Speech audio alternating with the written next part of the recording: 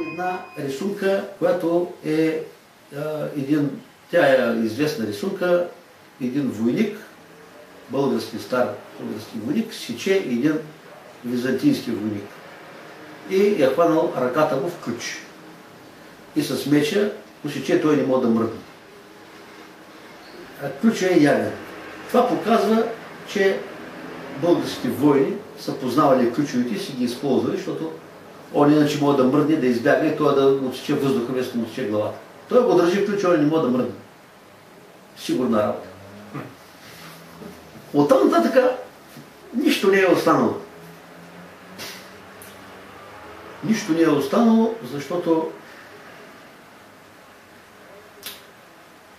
със смяната на религията се сменя се целият начин на живот. В бойното изкуство празнотата, което е висшия образ на Тангра или на Тао, е най-важното нещо. Постигането на тази празнота в главата на отделния човек е гаранция за неговата безпогрешност в действията, когато може той да действа с тази празнота. Той не действа, а действа Дао, действа Тангра, действа небесния път, а той не може да греши.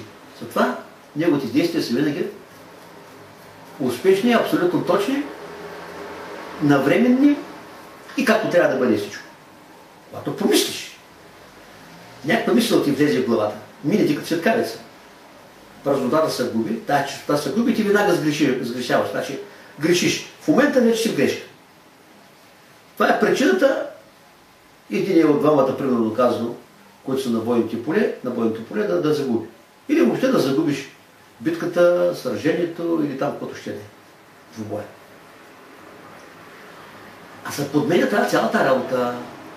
Сега не може да кажеш, че има друг Бог, а пък твой идеал да е празнотата. Оттам започва да се... врата, двама не могат да минат. Така, затова почва да се работата върви назад.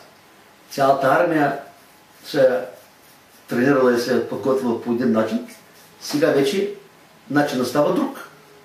Защото ни са, макар че най-консервативна работа, армията, тя продължава дългото време да си не по старите канони и закони, но въпреки това гледат новите работи да влизат, защото това е държавна политика.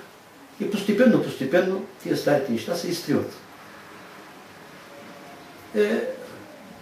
Оттам вече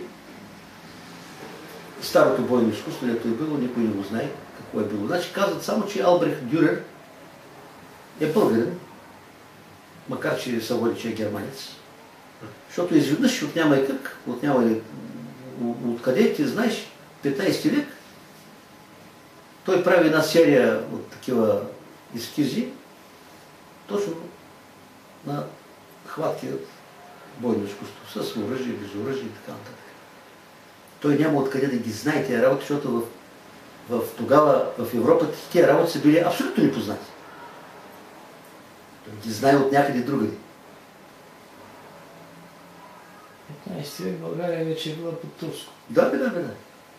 Армия нямал. Албрехт Дюрер е някъде 1400 някъде вече. 15 век. Така че това е неговата голяма серия. Много хубави рисунки направени на такива хватки. С оръжие и без оръжие. Просто тия работи тогава са били непознати в Европа.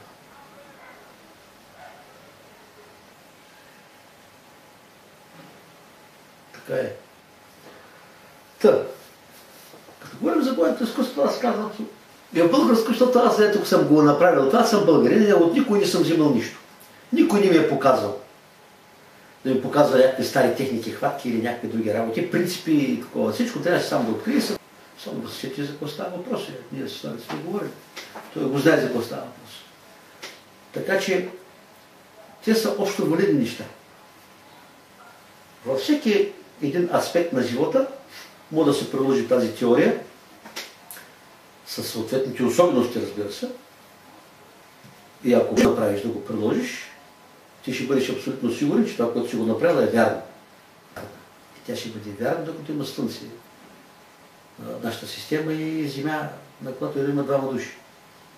Не може да бъде друга. И сега, както преди 1000 години, Слънцето ще изгрява от изток и заряза на запад, годината от 365 дни и всичко си е едно и също. Общо взето, това са нещата. Значи, не че бойното изкуство, което аз съм направил ударното бойно изкуство и съм разработил, е българско, че някой ми го е преподавал и че е останало от старите български времена. Не.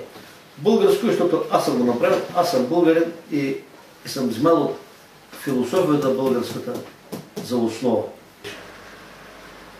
И колкото и да разправят разни големи имена, копешки, японски, китайски, не знам си какви, в края на краищата нещата опират до едни и същи принципи, до едни и същи въпроси, които искат отговори и отговорите са едни и същи. Няма различни отговори. Всичкото е едно. Трябва да стигнеш до него, трябва да можеш да го разбереш как. А името няма никакво значение. Българско, защото направено българска философска основа. Българска принципна основа направено. И от мен от българина направено. Колко време го се случи? Почти невъзможно. Повече от 20 години, докато разбира кое как става и защо. Като му намеря основата, основанието да бъде това така, да не бъде друго. Така че реда, порядъка да разбереш. Това и още не е завършена системата, още е отворена, още може. Той няма край. Няма да ми стигне живота. Защото сега не се занимаваме с тази работа. Твоята работа е да запалиш факлата, друг ще носи гласа. Дано. Той не че всичко го направи един човек, те другите се излишат. Дядо Господи му е сгрешил, дето ги е създал. Че той си има всяко си има значение работа. По-хубаво да си гледа работа. Един направи едно, друг ще направи друго. Това е така, се върви напред. С усилията на много хора. Може само един да направи всичко. Другите не стават излишни. А не са излишни. Щом са тук, значи имат си работа.